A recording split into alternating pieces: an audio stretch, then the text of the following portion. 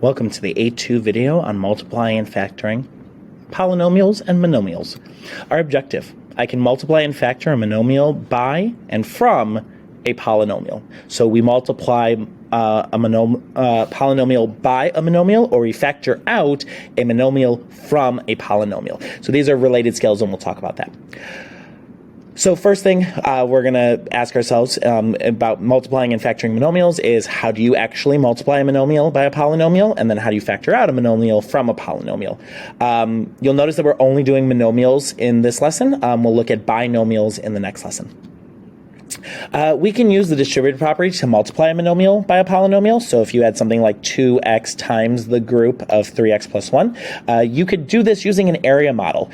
So if you were to draw a box or a rectangle where the length was maybe 3x plus 1 and the height was 2x, you could then use almost like a Punnett square to find the area of the components inside.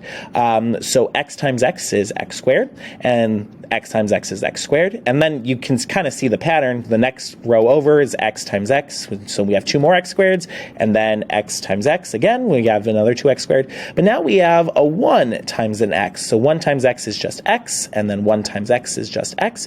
So it's a 2x by 3x plus 1 rectangle, and the area is going to be the sum of the components, the blocks inside of it. And so you're going to have 6x squared blocks plus 2 green x blocks. And so you get 6x squared plus 2x. You could also just think about this as distributing. 2x times 3x is 6x squared, and 2x times 1 is 2x, and we keep the plus sign. So the area model is why it works. So let's get rid of the area model and actually do the distributing. If you were to multiply the polynomial of 9x to the fourth minus 2x to the third plus 7 by the monomial of negative x cubed, distribute that negative x cubed to all the terms inside.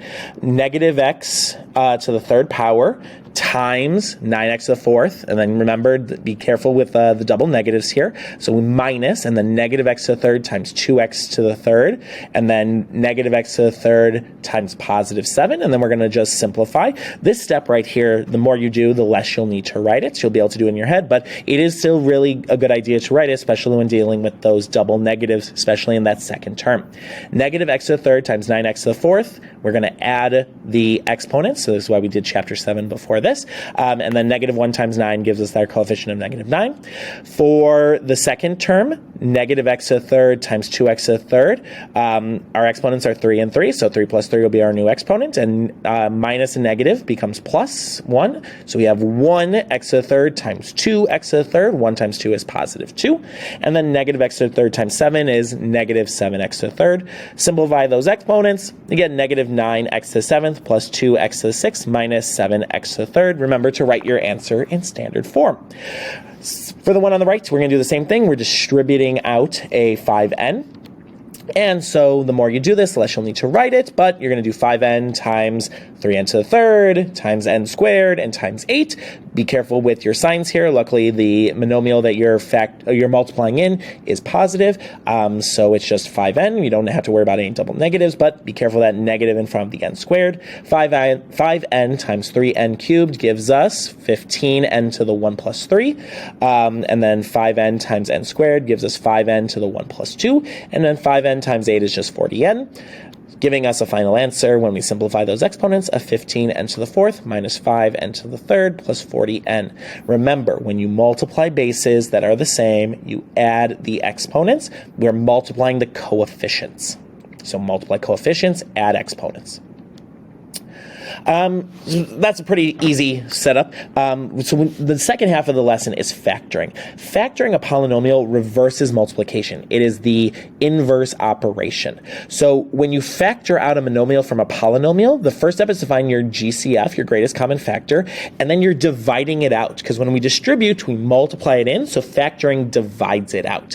And so if you were to be given 2y plus 6, the factored form would be 2 times the quantity y plus 3, because when I distribute in the 2, I get back to 2y plus 6. So when you factor, you are undistributing or dividing. So let's just practice finding the greatest common factor, and then we'll actually do some factoring. So greatest common factor of 5x to the third plus 25x squared plus 45x. So if you think about this in expanded form, and again, this is a kind of an intermediate skill that you probably won't need too much longer after you practice it. 5x to the third is 5 times x times x times x. 25x squared is 25 times x, and 45x is just 45 times x. So what do these terms share? Well, all terms have at least one x, and all coefficients are multiples of 5. So our greatest common factor is going to be 5x. I could divide 5x out of 5x to the third and 25x squared and 45x, and I would be left over with whole number remainders.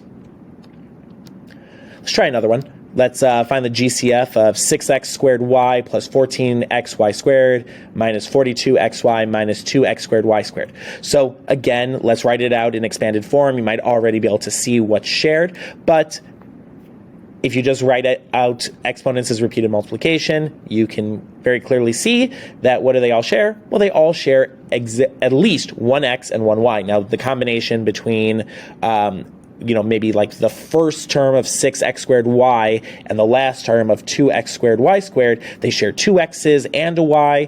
But remember, you're trying to factor the same thing out of every single term. So all terms need to have this factor in common. So all four of these terms have an xy pair.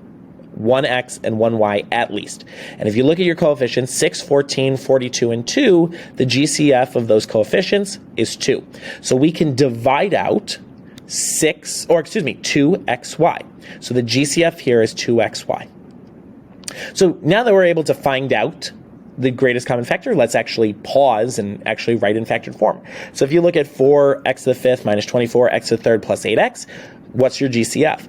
Well, the GCF is going to be 4x. 4, 24, and 8 can all be divided by 4, and each term has at least one x.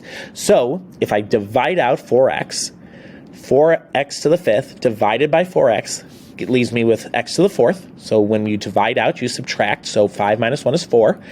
And then 4 divided by 4 is 1, so we have that coefficient of 1. 24x to the third divided by 4x. 24 divided by 4 gives us 6. Don't forget your minus sign. And x to the third divided by x, or 3 minus 1, leaves us with 2. And then 8x divided by 4x leaves us with just 2, because 8 divided by 4 is 2. And then I've already divided out the x, so there's nothing left over. If I were to distribute the 4x into the x to the fourth minus 6x squared plus 2, I would get back 4x to the fifth minus 24x to the third plus 8x. If you factor it correctly, you will get back the original problem when you redistribute. For 9x to the sixth plus 15x to the fourth plus 12x squared, you can very clearly see each one has at least two x's, because I have an abundance of x's in the first two terms, but only two x's in the last two. And then your GCF of the coefficients, 9, 15, and 12, all of those are divisible by 3, so our GCF is 3x squared.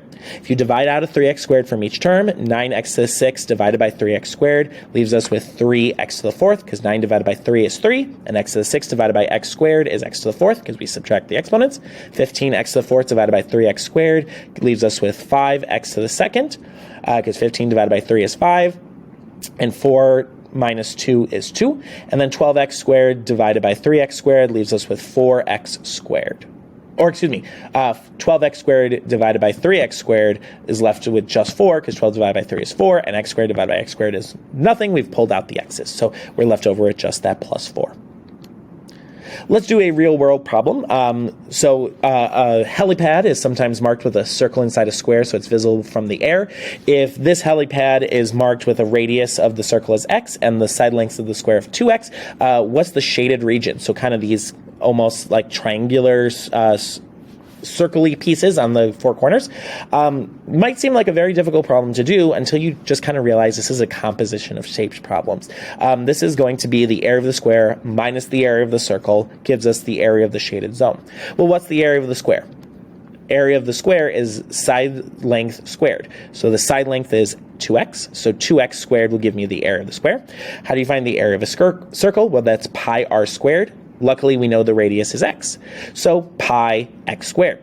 Let's clean this up a little bit. 2x squared simplifies to 4x squared, and pi x squared doesn't really clean up as much, just as pi x squared. But now we're ready to subtract them. The area of the square is 4x squared. The area of the circle is pi x squared.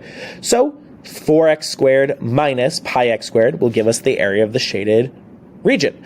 Let's factor that. Let's clean that up a little bit. There's nothing wrong with 4x squared minus pi x squared, but we can clearly see that there's a common factor there. So let's factor out that GCF of x squared. And if you divide out x squared, what's left over will be 4 minus pi, because 4x squared divided by x squared is left over with just 4. And pi x squared divided by x squared leaves us just pi, because we've pulled out the two x's, and we keep the minus sign.